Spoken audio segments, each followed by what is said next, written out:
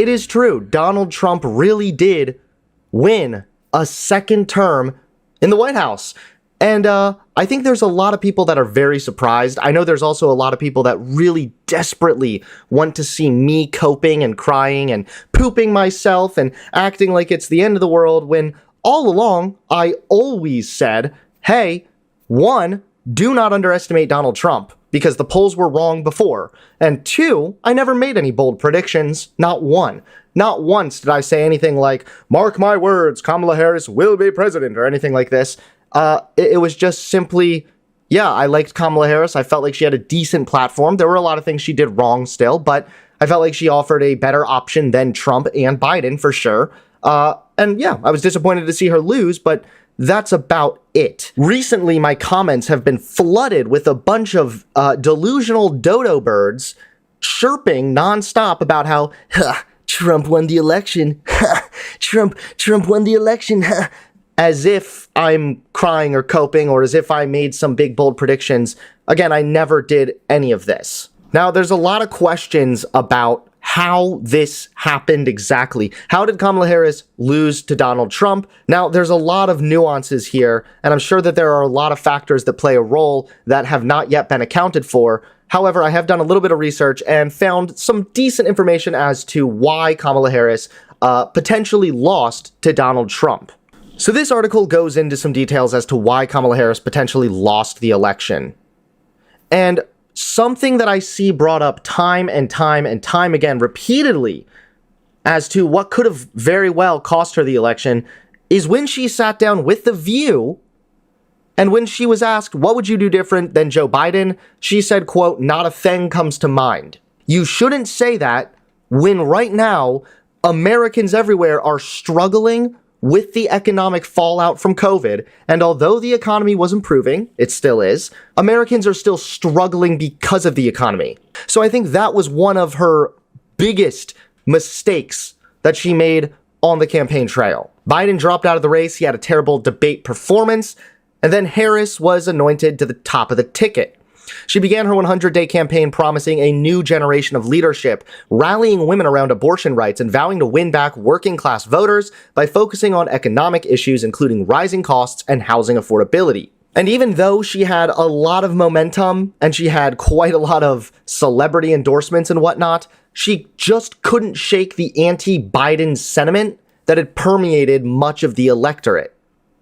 The president's approval rating has consistently hovered in the low 40s throughout his 4 years in office, while some 2/3 of voters say they believe the U.S. is on the wrong track. About 3 in 10 voters said their family's financial situation was falling behind, an increase from about 2 in 10 4 years ago.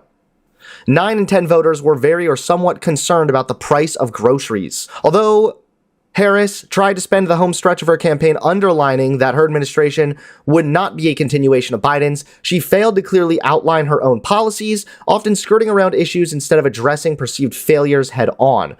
I also noticed that. Again, I supported Kamala Harris, I voted for Kamala Harris, but in some of her interviews, I did notice that she didn't really give super substantial answers. I mean, again, we're comparing her to Donald Trump, so Donald Trump never gives substantial answers, so it seems as though already the bar is much higher for Harris than it was for Trump. But even so, it is true that she really kind of failed to give a lot of clear answers, and a lot of the times she took up the speaking time to instead criticize Trump and attack Donald Trump, which is effective. That's obviously an effective method.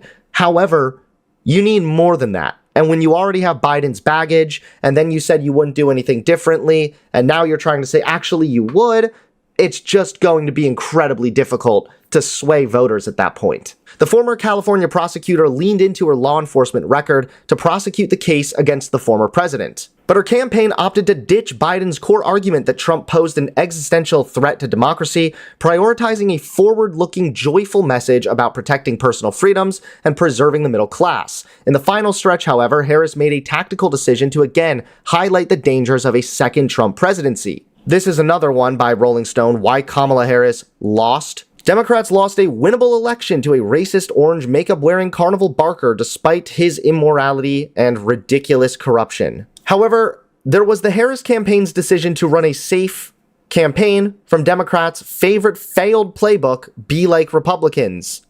There was a refusal to break from Biden over his support for Israel's war in Gaza. However, the most likely explanation for why Harris lost is a very simple one. Americans are dissatisfied with the economy. Exit polls and other survey results coming out of the 2024 election are incredibly clear that this contest was, as is often the case, about the economy.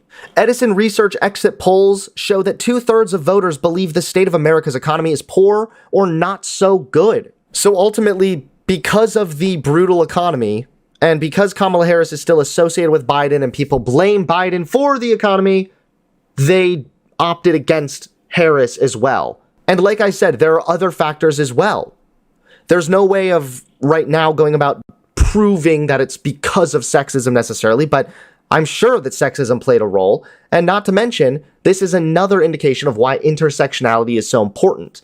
Because we know already that there's a good chunk of Americans that are sexist, that don't believe that women can lead and whatnot. And now, when you look at a bunch of Americans that are dissatisfied with the economy, it intersects with a bunch of Americans doubting that a woman has the capability to improve this broken economy. But yeah, surprisingly enough, Kamala Harris lost. Congratulations, America. You elected your first felon as president before your first woman. I feel like that friend of somebody that just keeps going back to their abusive ex, and I'm just like, no, please don't. Please look forward. There is hope. The light is at the end of the tunnel. And they're just like, maybe this time they'll be different. Now, there are also some rumors and some myths circulating about, you guessed it, election fraud. That's right. Even when Donald Trump wins, they're still coping about election fraud. The claim basically is this. Joe Biden won approximately 20 million more votes in 2020 compared to Vice President Kamala Harris. That proves that Trump cheated his way to a second term, or it proves that there was widespread voter fraud 4 years ago. I wish I was kidding, but I'm not. I've actually heard this BS peddled by members of my own family. The claims are unfounded, however. Votes from Tuesday's presidential election are still being counted, so any comparison with previous races would not be accurate. In addition, election officials and agencies monitoring the votes have reported no significant issues with Tuesday's election. Multiple Pennsylvania officials said they have not seen any signs of cheating and called the election secure, after Trump said in Truth Social that there was a lot of talk about massive cheating. Posts circulating online are still receiving hundreds of thousands of likes and shares, spreading misinformation. So again, they're literally looking at election results like a couple hours after an election has been called and comparing that to election results from 4 years ago. Election results that have included counting everybody's vote, provisional votes, every vote that may have had some questions related to it, everything being counted. You're comparing that number with the amount of votes counted just enough so to be able to call the race. And of course, a lot of people are asking me, what do I think is going to change?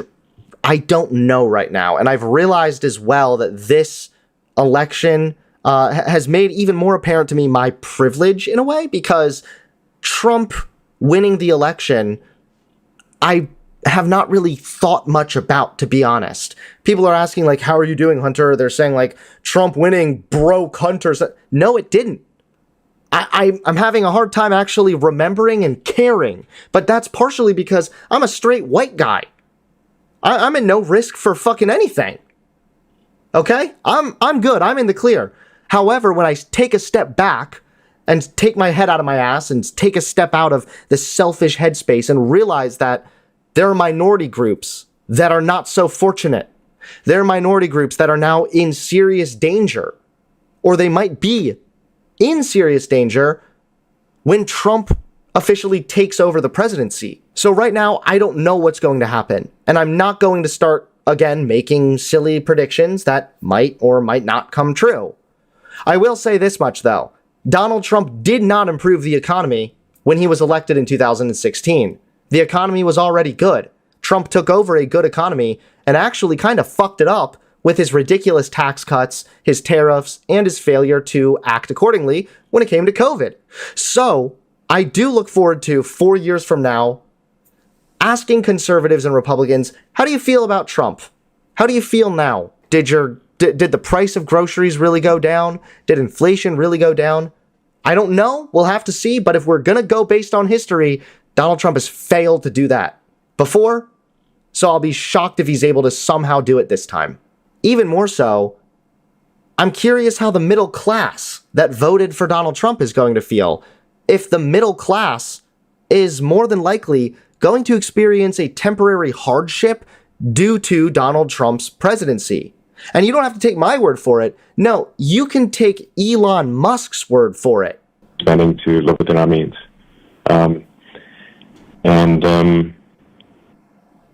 Yeah, that necessarily involves some temporary hardship, but it will ensure long-term prosperity.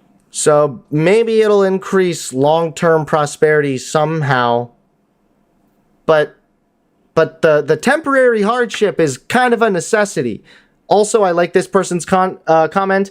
We've been in temporary hardship for 7 years. Oh, it's true.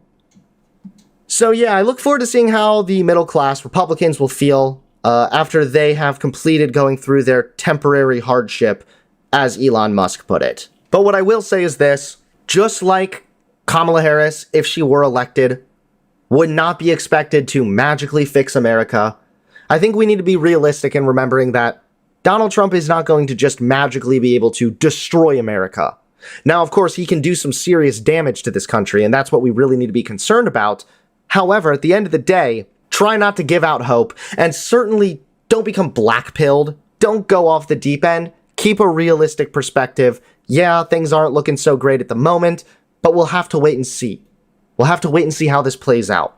And I see somebody in chat right now saying, Hunter, you sound like a soy male. What happened to you? Where's your proof some folks will be in danger? And of course, we'll go over that right now.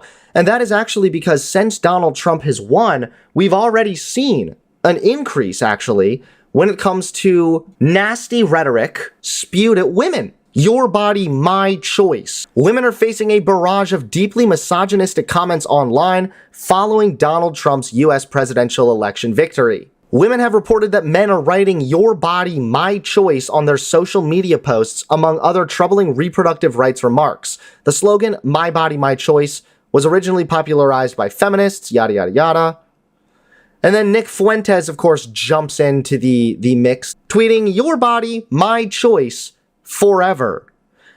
Again, not only is that incredibly fucking disgusting and creepy, also, it really just speaks volumes to how much of a terminal virgin Nick Fuentes really is. Like, I honestly think the reason he's all excited about this "your body, my choice" thing is because a woman has never offered him her body consensually. He doesn't understand it. Another influencer had to delete a video because she was being threatened. Several men were commenting saying they couldn't wait until she got raped, or they were saying "your body, my choice." Pretty disgusting. Even more so, again, for talking about where people are in danger, there's a lot more here at stake than just some mean comments online. Even more so, the number of OBGYNs and abortion clinics are shrinking. Maternal mortality rates are on the rise. Infant mortality rates are on the rise. And physicians in some states are at a risk of criminal penalties should they provide abortions. So your pro-life nonsense is actually leading to more death on infants and on the mothers delivering those children. So that's just one of the ridiculous outcomes of this election. If you want to support the channel, please consider becoming a member today. Members get early access to videos, access to all the stream VODs, and exclusive access to emotes as well. So if you'd like to support the channel, become a member today.